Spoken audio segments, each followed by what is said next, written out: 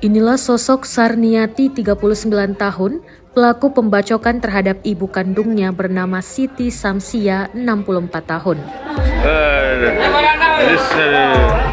Siti dibacok anak kandungnya di halaman rumah pribadinya di Jalan Tinumbu, Kelurahan Layang, Kecamatan Bontoala, Kota Makassar pada Selasa 24 September 2024 sekitar pukul 17:20 waktu Indonesia Tengah.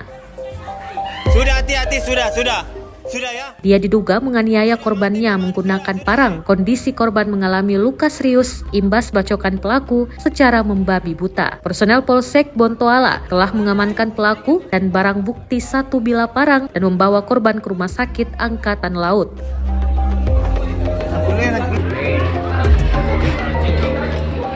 Akibat penganiayaan tersebut, korban mengalami luka patah tulang pada pergelangan tangan kiri, patah tulang pada siku sebelah kanan, luka terbuka pada pipi kiri sampai ke telinga, luka terbuka pada bagian jidat, 2 luka terbuka pada lengan sebelah kanan. Sementara itu, informasi dihimpun pelaku diduga orang dalam gangguan jiwa atau ODGJ yang masih dalam perawatan.